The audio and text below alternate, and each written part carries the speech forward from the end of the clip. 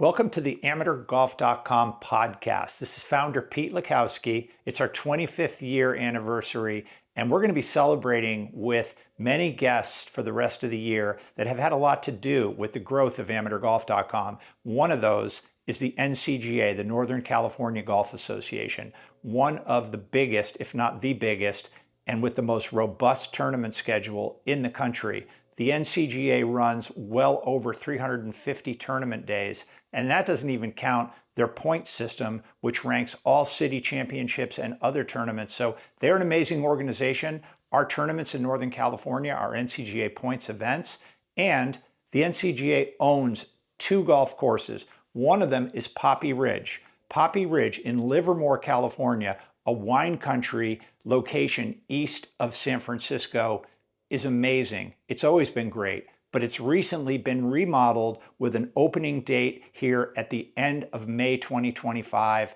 I got a chance to play it. I interviewed Jay Blasi as this episode's podcast guest. He's the architect that can reimagine a space like what he had in Livermore, surrounded by vineyards, no houses within view, an amazing course that needed a remodel. And so he reimagined the holes, some of them very linksy. It's windswept in the afternoons. He took all that into effect and really built something fantastic. So if you're an NCGA member, you can play Poppy Ridge at a discount. And if you're an out-of-towner, the rates are reasonable.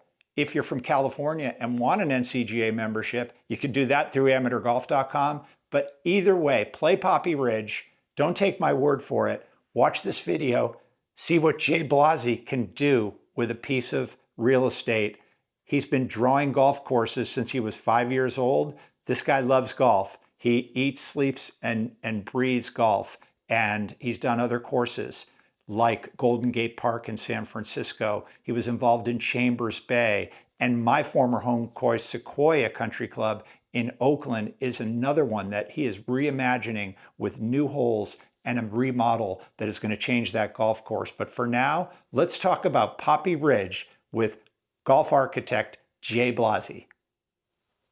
Today's episode is brought to you by Cobra Golf, a leader in golf innovation. Let's talk about their groundbreaking DS Adapt line of drivers, fairways, and hybrids, featuring the revolutionary Future Fit 33 technology. This system offers 33 unique loft and lie settings, allowing golfers to adjust loft and lie independently by plus or minus 2 degrees. This unprecedented adjustability lets you fine-tune your ball flight for optimal launch, speed, and control.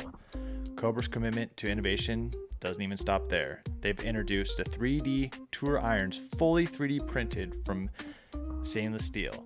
This cutting-edge manufacturing process creates intricate lattice structures within the club head, reducing weight by 33%. The saved weight is redistributed to the low center of gravity and increased forgiveness, resulting in irons that offer the feel of a player's blade with the stability of a game improvement iron. Experience Cobra's DS Adapt clubs with Future Fit 33 technology and 3D printed irons to take your game to the next level. Visit cobragolf.com to learn more. This is Pete from amateurgolf.com. I'm here with Jay Blasi, architect. Very exciting day. It's the grand opening day for Poppy Ridge here in Livermore. It is. We've waited a long time for this day. It's been a long, fun journey, but we can't wait to unveil the golf course. Okay, so those that know Poppy Ridge, and I'm trying to remember the nine, Zinfandel, Merlot, Chardonnay, 27-hole course, played in a lot of configurations. Now we're focused on 18. We've got another 9 and enhanced short game area. Tell me about your revision, transformation. This is not just a remodel, new greens. This is a complete transformation of this golf course. Yeah, this is a new golf course for sure. So as part of this process, like you said, the NCGA wanted to have a standalone 18-hole championship golf course. And in order to do that, we've actually taken parts of all 3 of the old 9s. So the new golf course resides on portions of all 3 of those 9s. It's been a fun journey. We think that whether it's the 18-hole championship course or the expanded practice facilities or the little shorter 9, the facility will serve the 230,000 plus members of the NCGA really, really well. Okay, and I was wondering coming in here, thinking back to my memories of competing here and playing Poppy, and I've got some good ones. A lot of qualifiers were held here, and I was wondering, the trend today is to take a lot of trees down to make linksy layouts, but you didn't really have to do as much of that here. And maybe I'm wrong. What was the main overarching theme of what you had to accomplish to make this to modern standards?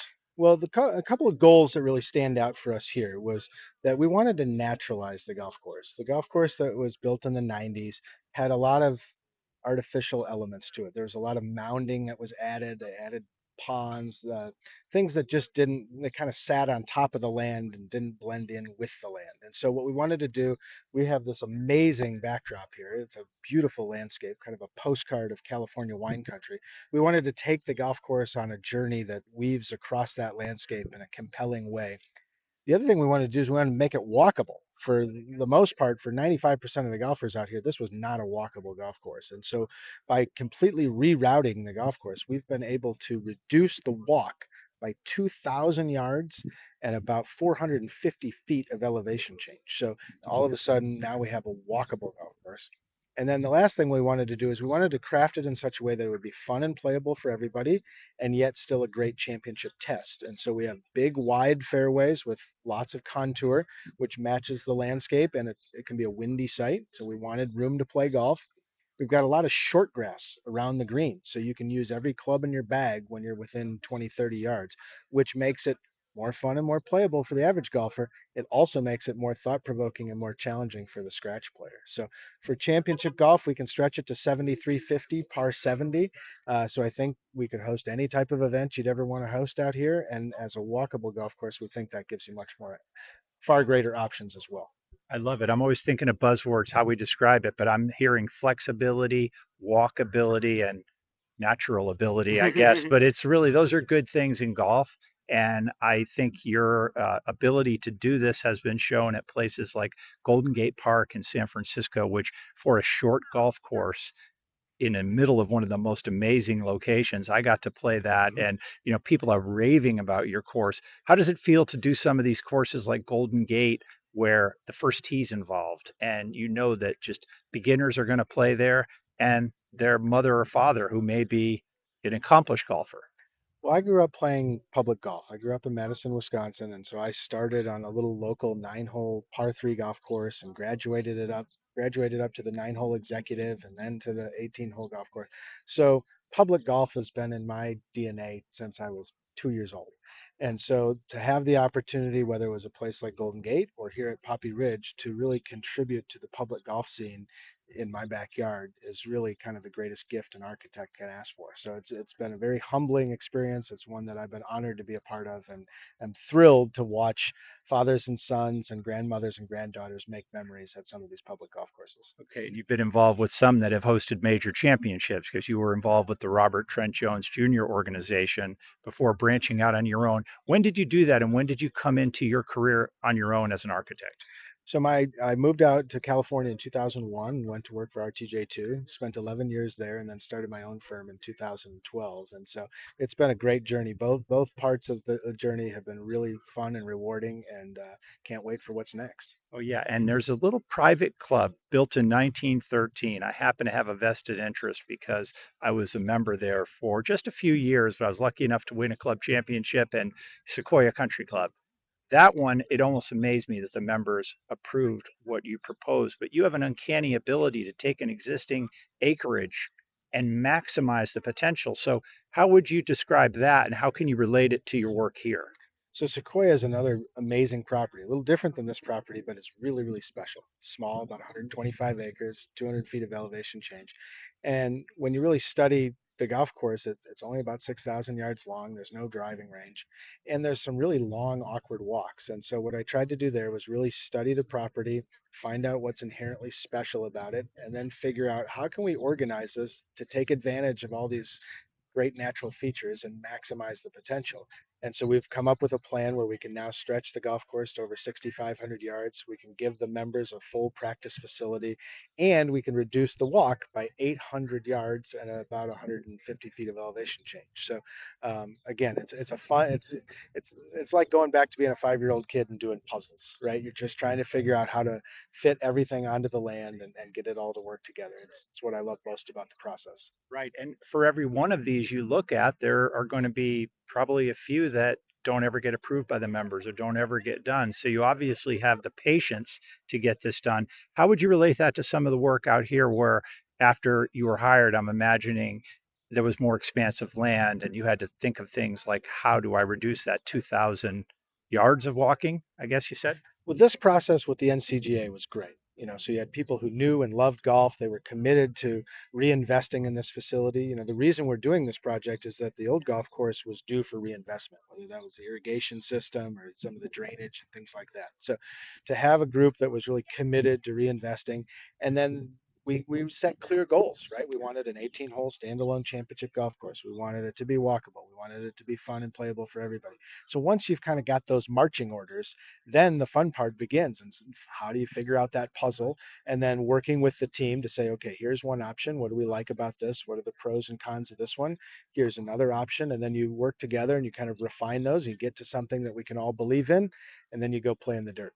Right. And now instead of presenting this project and your plan to a membership through a greens committee or something like Sequoia, and usually have a champion. Well, here you're working with the entire NCGA, which represents, I'm thinking, 200,000 people. It's the largest golf association in the country. I mean, this is really truly a public owned facility because it's all the members.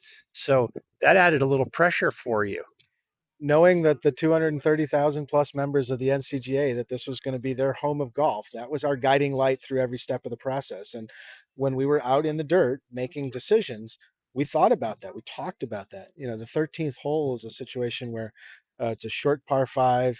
There's a tee shot that kind of plays over the crest of a ridge, and we were going to put a big giant bunker in the landing area that we thought would look awesome. You could see it from the clubhouse. It'd be this kind of do or die carry.